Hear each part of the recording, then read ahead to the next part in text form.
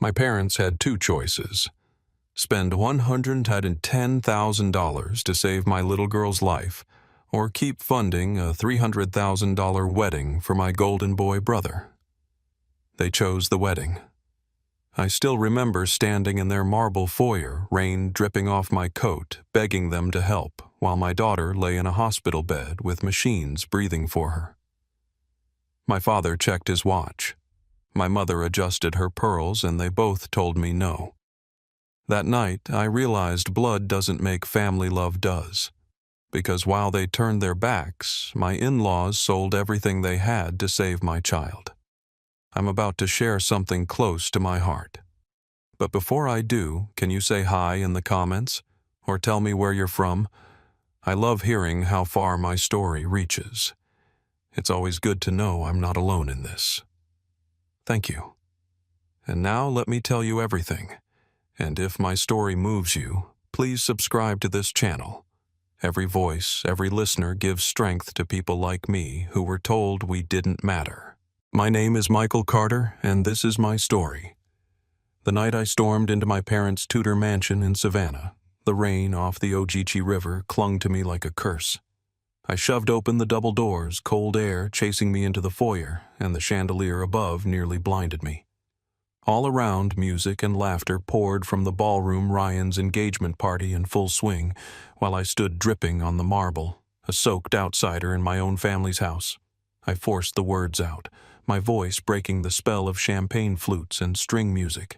Sophie needs surgery in the next 48 hours. She won't survive unless we can pay $110,000 by tomorrow. My mother, Margaret, stiffened in her navy silk gown, pearls glowing at her throat. My father, Thomas, set his jaw and glanced at the guests who'd turned to gawk.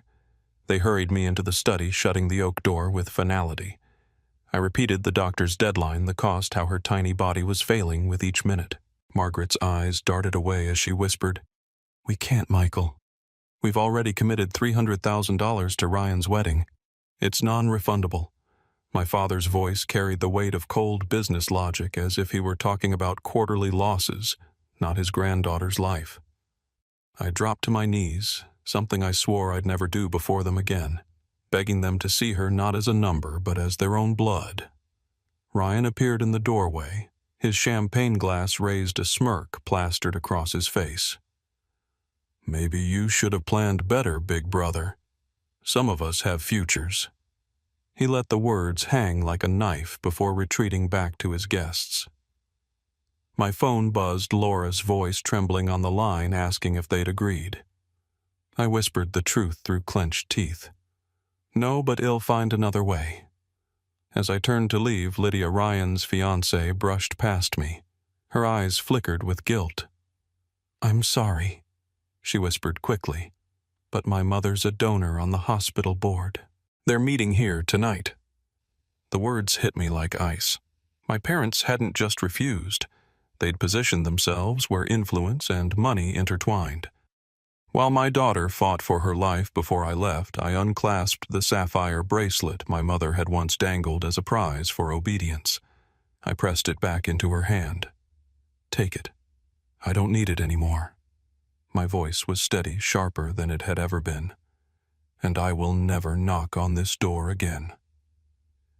I walked back through the ballroom, every eye on me, whispers trailing in my wake. Troublemaker. Drama. I pushed into the storm rain, soaking me once more. A text from Dr. Harris lit my screen. "First available slot 7:00 a.m. Need payment confirmed by 3:00 p.m. tomorrow." Almost immediately, Laura called again. Her voice cracked with panic. Sophie had just collapsed with another episode, her breath shallow, the oxygen mask fogging against her face. The storm outside was nothing compared to the one inside me. Back in our cramped apartment, the kitchen table doubled as my office. The rain still beat against the windows when the red digits of the microwave clock glared 4:12 a.m. Papers sprawled across the table. Bills, contracts, medical notes. On the fridge, Sophie's crayon drawing of our family glowed under a magnet. Me, Laura, and her smiling under a crooked sun. It felt like a promise I was about to break. I dialed the bank, my first voice raw from pleading. I need an emergency extension, a credit increase. My daughter's life depends on it. The officer's tone was flat. I'm sorry, Mr. Carter. Your credit score and debt ratio don't qualify. The line went dead. I stared at the silent receiver before opening the small lockbox we kept hidden away. Inside were pieces of our lives. My college diploma contracts that never got signed. Old photos of Sophie grinning with gap-toothed pride. They looked like artifacts from a future slipping out of reach. Laura appeared hair messy from no sleep.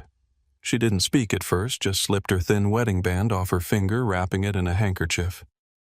If it comes to it, sell this. I don't care. I shook my head, throat burning, but Laura pressed it into my palm anyway. That quiet strength in her eyes cut deeper than any rejection. By dawn, I'd listed my '67 Mustang online, the car I'd rebuilt with my own hands, the one symbol of freedom I swore I'd never part with. Within an hour, a buyer wired a deposit. My chest ached, but I told myself freedom was nothing if my daughter couldn't breathe. I spent the next hours dialing every friend I had. The shame burned each time I explained, each time I heard the pause on the other end. A few sent what they could, 50 here, 100 there, but the pile still fell short. The deadline ticked closer, louder with every passing second. Around midnight, Sophie's cough woke us. She shuffled out in her Wonder Woman pajamas, cheeks flushed, clutching her stuffed bunny. Her voice was small, breaking with each breath. Daddy, draw me a heart. She pressed a red crayon into my hand. I traced a shaky heart on the back of an envelope while she watched, eyelids heavy. She smiled faintly, then curled back into Laura's arms. The heart stared back at me, jagged and uneven, as if mocking my inability to keep hers beating. At 2 a.m., the phone rang again. Another bank officer, different branch. His voice dropped low, almost apologetic. Mr. Carter, one of your older credit lines was flagged. The guarantor pulled their support last week. That's why your applications are failing. Until it's resolved 30 days minimum, you're frozen. He hesitated. The guarantor's listed as Whitmore Holdings, same address as your parents' legal office. My stomach dropped. Not only had my parents refused, they had quietly closed the last door I had left. I hung up, hands trembling. The Mustang money was gone. The friends' donations added up to scraps. My own parents had sabotaged me in the shadows. Laura rested her hand on my shoulder, eyes fierce despite the exhaustion. Well, do whatever it takes. We're not losing her. As dawn broke, the storm finally eased. My head fell to the table, the red crayon heart smeared under my arm, Sophie's shallow breaths echoing in memory. Then, at 6:13 a.m., the doorbell rang. I stumbled to answer, still in yesterday's clothes. Through the peephole, I saw Frank's weathered face cap in hand and Nancy clutching her worn leather purse. His voice, gravelly but steady, came through the door. Open up, son. We're here. The storm had finally broken by morning, but the sky was still the color of ash. When Frank and Nancy stepped into our apartment, they looked worn from the damp around the edges of their coats, but steady as they set themselves down at our kitchen table. Frank reached into his jacket, pulled out a folded cashier's check, and placed it squarely on the wood. The number printed across it blurred my vision before I could even process it, $45,000. His voice was gravelly low, but unshaken. We sold the Lakewood cabin. It was our dream for retirement, but family comes first. This is what family does. The words cut through me harder than the storm the night before. I had braced myself for rejection from every corner of the world. But here from these two who didn't share my blood came the lifeline I hadn't dared to hope for. I tried to speak, but my voice broke. My throat burned as I choked out two words I had never said to them before. Thank you, Mom. Thank you, Dad. Laura covered her mouth, her eyes filling, and for a moment the three of us just sat in silence around that small table, the rain dripping faintly outside a check between us that meant my daughter might live. We didn't waste another second. Together we rushed to St. Mary's Children's Hospital. Papers shuffled, signatures flew across forms, and by noon the financial office confirmed we had what was needed: $110,000 pulled together from every source. Mustang money, scraped savings, small donations from friends, and now this sacrifice that had no price. Sophie clutched her stuffed bunny as nurses wheeled her toward the operating room. Her lips trembled and Laura leaned down to whisper in her ear, "Sweetheart, remember, when summer comes, we'll go to the ocean. The big blue sea is waiting." Sophie nodded faintly. Bunny pressed against her chest and let herself be carried away. That image seared itself into me, her tiny hand disappearing beyond the double doors. The promise of summer standing in for a guarantee we didn't yet have. The next 14 hours became the longest of my life. The waiting room reeked of antiseptic and burnt coffee. I couldn't sit still. My legs trembled. My hands clutched at nothing. Frank, seeing me unravel, crouched on the linoleum floor and started casting invisible fishing lines, narrating in his rough drawl about trout streams and lakes. "Look, Mike, you got a bite. Reel it in." Against myself, I found my hands mimicking the motion, and for a moment I almost smiled. Nancy pulled out a thermos, poured hot soup into small cups, and pressed one into my shaking hands. "Eat," she said firmly. "Strength is part of hope." Hour 10. 11. 12. Time became an enemy. I stared at the red numbers of the wall clock until my eyes blurred. Laura dozed against my shoulder, her face pale and worn. I whispered prayers I didn't know I remembered bargaining with every higher power just to let my little girl breathe again. At 3:12 a.m., the doors swung open and Dr. Harris walked toward us, mask hanging loose, surgical cap still on his head. His eyes were tired, but they carried something softer than exhaustion. "She made it. The surgery was successful. Her heart is stable." The breath I'd been holding for 14 hours collapsed out of me. My knees nearly buckled, but Frank caught my arm. Laura sobbed into her hands. Nancy's face crumpled as she whispered, "Thank God," under her breath. Relief tasted like salt and metal, the kind that strips you bare. Later, as nurses guided us to see Sophie, a quiet aside slipped from one of them while handing back our paperwork. "It's a shame," she said softly. Her case should have qualified for the Emergency Assistance Fund, but someone on the board marked it non-urgent that night. She hesitated. "The Hopewell Foundation has influence here." The name echoed in my head. Lydia's family. My parents had been entertaining them the same night I begged on my knees. I stared at the sleeping figure of my daughter, her chest rising with fragile steadiness, wires curling across her like vines. The truth dug into me. Blood doesn't guarantee loyalty. Love does. And while the Whitmores threw money at chandeliers and facades, the Millers had given up their dream cabin to save her heartbeat. When dawn came, my phone buzzed with a new message. Seaside Hotels inviting me to submit a full proposal for a design contract worth $2 million, deadline 10 days. I looked at Sophie's small face, a faint pink glow now coloring her cheeks, and whispered to her, "Daddy will turn this pain into something that matters for you." A week later, sunlight beat down hard on Savannah. But inside the pediatric recovery wing, the air was cold, sterile, thick with the chemical scent of disinfectant. Sophie lay propped against white pillows, her small chest, still bandaged fingers wrapped gently around mine. Frank sat at the bedside, teaching her how to cast an imaginary fishing rod from her blanket, his gravelly voice guiding her motions. Nancy unpacked another container of soup from her endless supply, insisting we all eat something warm. The room was heavy with machines and quiet laughter, and in that moment I felt what family was supposed to mean. Then my eyes fell on a cream envelope lying among the get well cards. I pulled it closer. Embossed letters spelled out R and Lydia. Inside was a wedding invitation addressed only to me. No Laura, no Sophie, as if they didn't exist.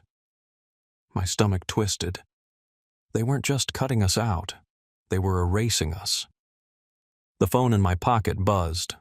A voicemail from my father, Thomas. His voice was clipped sharp as a blade.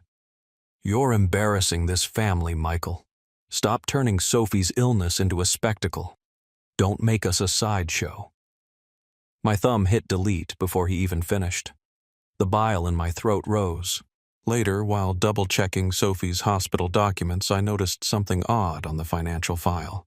Her case had been flagged marked down from critical priority to non-urgent. The signature beneath the adjustment carried the Hopewell Foundation letterhead. I remembered Lydia whispering that night at the mansion that her mother sat on the hospital's donor board. My mind snapped the pieces together. My mother had called Margaret Hopewell during the engagement party, and Sophie's life had been quietly deprioritized. I froze papers trembling in my hand. It wasn't just indifference. It wasn't just neglect. My parents had intervened to block help that could have saved my daughter sooner.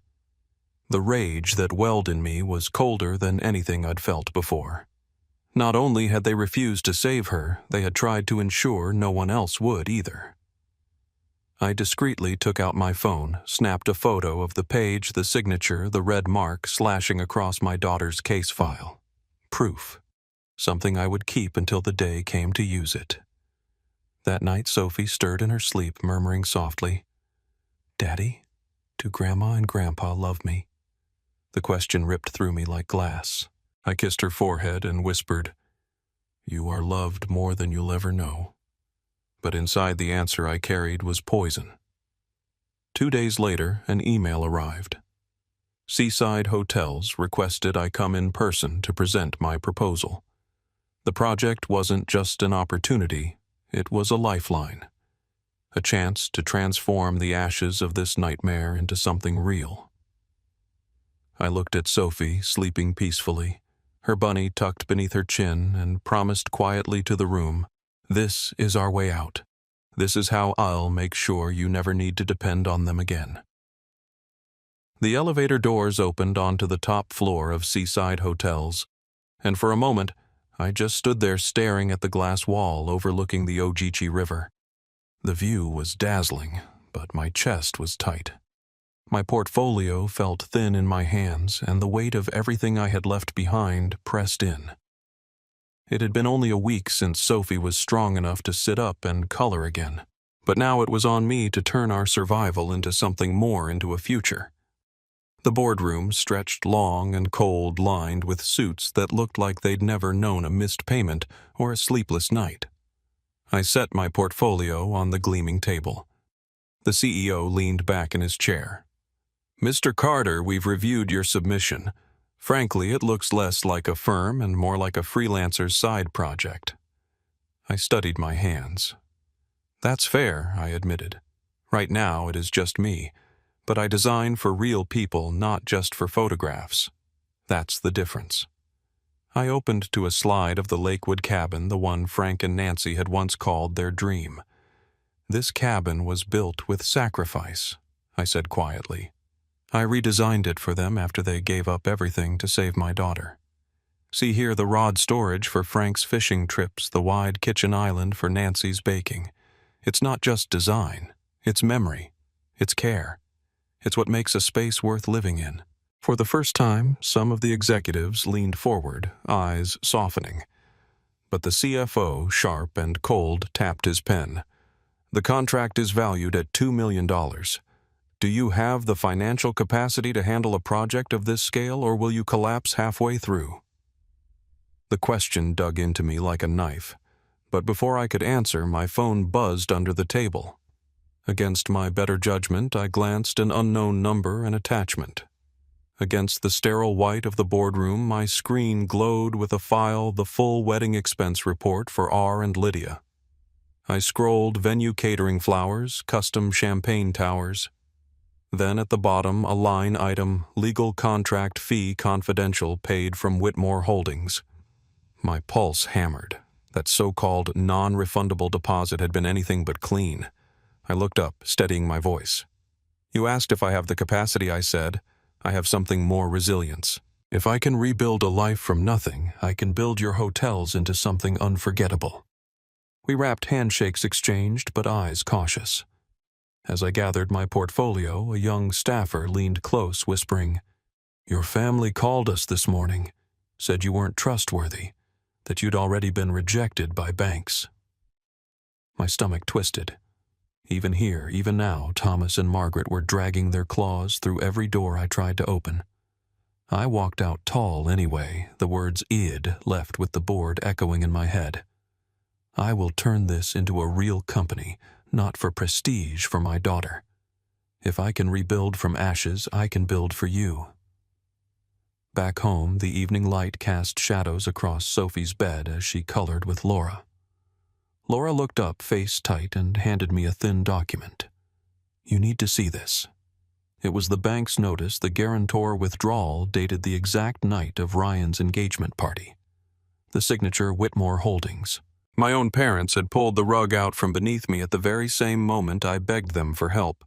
I snapped a photo of the paper and saved it, heart pounding. Just as I tucked Sophie into bed, my phone chimed. A subject line glowed on the screen. Congratulations. I froze, unable to open it yet. Breath held as if the future of my family hinged on a single click. 3 months later, the subject line had proven real. Seaside Hotels had chosen me. The ink on the contract was barely dry, but already the world looked different. Sophie's laughter returned to our apartment, her scar fading to a thin pink line. And then the phone rang. The Southern Business Journal wanted my story. I said yes, and when the interview came, I didn't sugarcoat it. Blood doesn't always make family, I told the reporter. My daughter is alive because my in-laws sold their retirement cabin. That's what real family does. The article spread faster than I could have imagined. Colleagues sent messages of support. Clients reached out.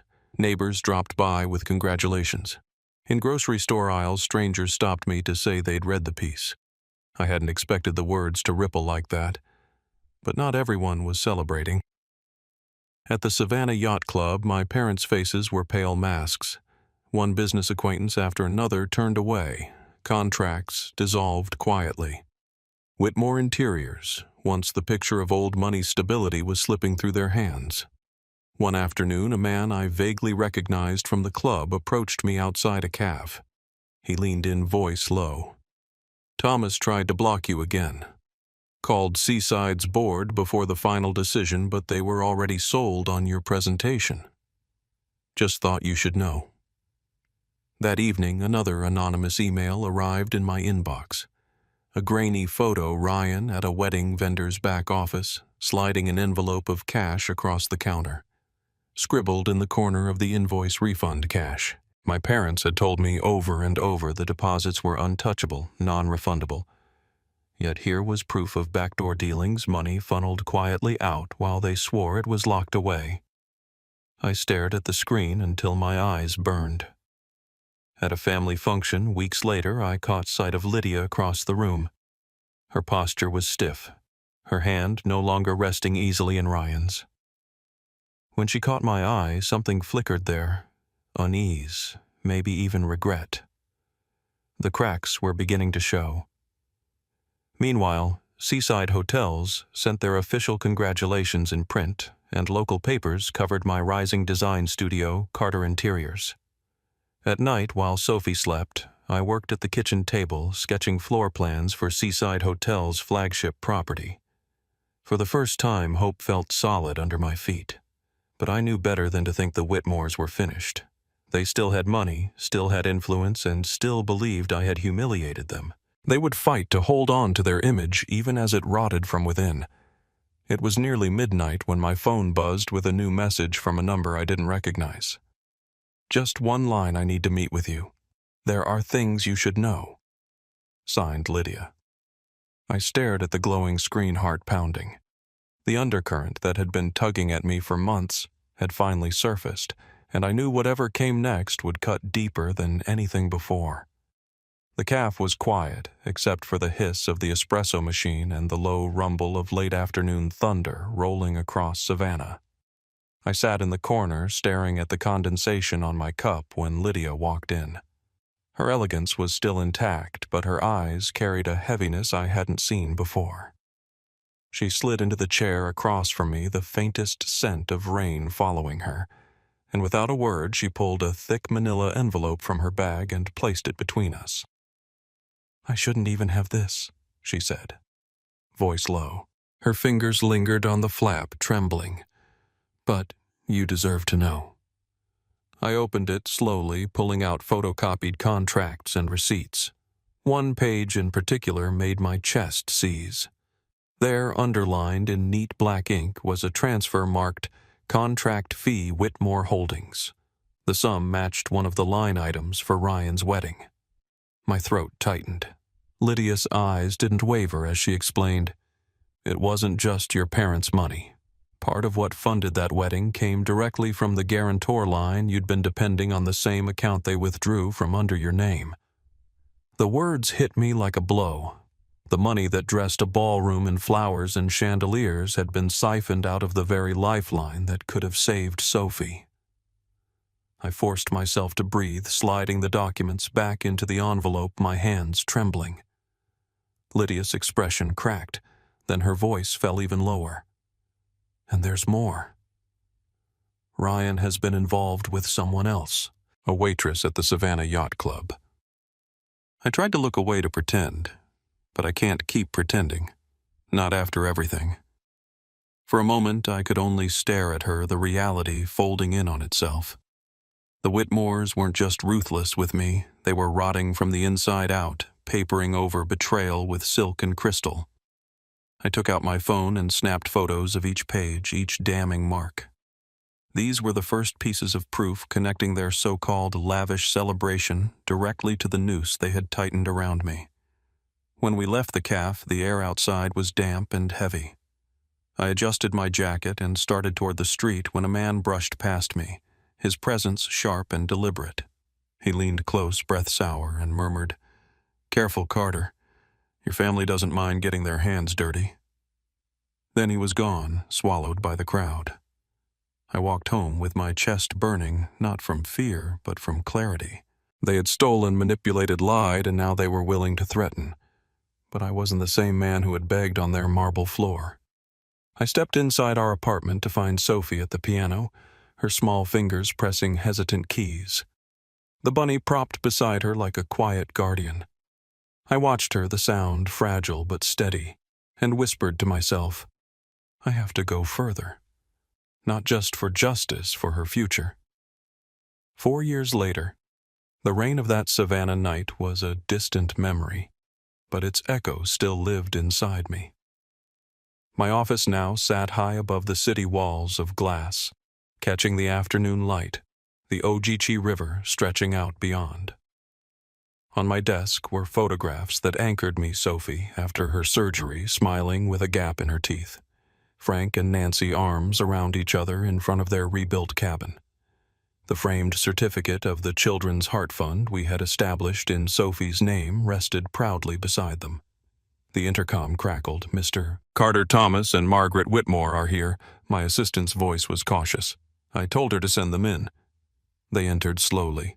No trace of the grandeur they once carried. Thomas' hair had thinned to gray wisps. His suit hung loose on his frame. Margaret clutched a handbag that looked like a knockoff. Her lipstick smudged. Her poise cracked. They sat opposite me, shifting in their chairs like chastened children. Thomas tried for his old boardroom voice, but it cracked around the edges. "I mean, Michael family should stay together in difficult times. We need your help. We're losing the house." Margaret's voice trembled. "We have nowhere else to turn." I looked at them, then at the photographs on my desk. I kept my voice steady. "It has been 4 years, 1 month, and 6 days since the night you told me Ryan's wedding was more important than my daughter's life." Thomas opened his mouth, but I raised my phone and pressed play. His own voice spilled into the room from a saved voicemail. "Michael, that's not our responsibility. You've embarrassed this family." The sound echoed off the glass walls, undeniable. Their faces paled. Margaret shook her head, but no denial came. I reached down, lifted a sleek black case onto the desk, and snapped it open. Inside, stacks of bills counted down to the exact figure they had told me they owed. I pushed it toward them. "Take it. This isn't forgiveness. It's freedom. From this moment on, I am no longer your son." Margaret's hands trembled as she grasped the handle. Thomas's shoulders slumped like a man drowning. They stood silent and shuffled out their reflections, fractured in the glass as they disappeared. For a long moment I stood at the window, the city glowing beneath me, their figures shrinking until they were nothing. My chest felt lighter than it ever had. I touched the photo of Sophie, then the one of Frank and Nancy. The chain that had weighed on me for years had finally snapped. My phone buzzed. A message from Lydia lit the screen. "I'm ready to testify. Just tell me when."